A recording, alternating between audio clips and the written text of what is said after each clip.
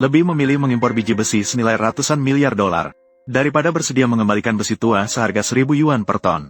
Pemanfaatan besi tua secara optimal tidak baik. Mengapa masih harus mengimpor dengan harga tinggi? Pada tahun 2024, produksi besi tua kita adalah 2,5 miliar ton, menempati 50% dari total produksi besi tua global. Namun negara kita memilih untuk menghabiskan 1.322,2 miliar dolar AS untuk mengimpor 3,7 miliar ton biji besi dan emas. Harus diketahui bahwa kapasitas pabrik pengolahan besi tua yang disetujui oleh Kementerian Perindustrian dan Teknologi Informasi kita melebihi 5,2 miliar ton benar-benar dapat menyerap semua produksi besi tua kita. Mengapa konsumsi aktual hanya 1,3 miliar ton?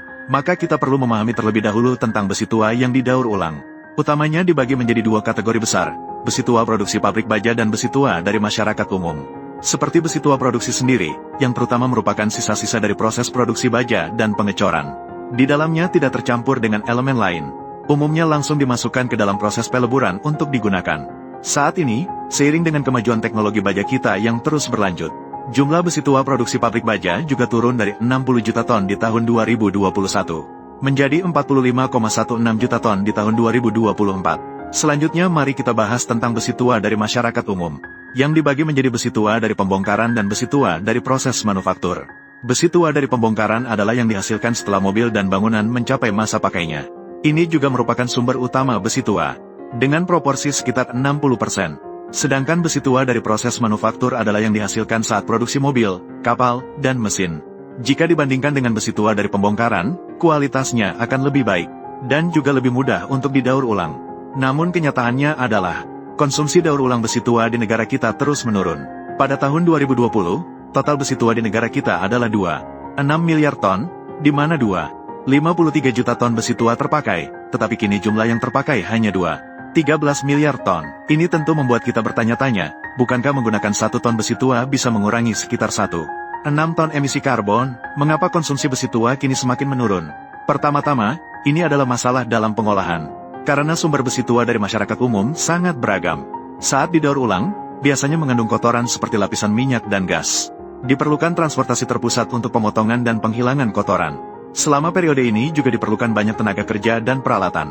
Jika tidak, selama proses peleburan akan melepaskan gas beracun seperti dioksin. Biaya pengendalian polusi yang dikeluarkan setelah itu juga akan menyumbang 15% hingga 20% dari total biaya pemrosesan. Selanjutnya, itu tidak menguntungkan. Data menunjukkan bahwa biaya pemrosesan besi tua per ton akan lebih tinggi 20% hingga 30% dibandingkan dengan peleburan langsung menggunakan biji besi.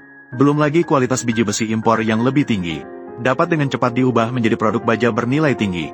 Misalnya, pada tahun 2024, harga rata-rata impor biji besi per ton di negara kita adalah 106,93 dolar Amerika Serikat setara dengan 775 yuan per ton. Biji besi Australia dapat memproduksi 0,8 ton baja kasar dihitung berdasarkan harga baja kasar 452,5 dolar Amerika Serikat per ton. Harga ekspor menghasilkan total harga 2.624,79 yuan dari 100 biji besi langsung berubah menjadi 1.000 yuan baja.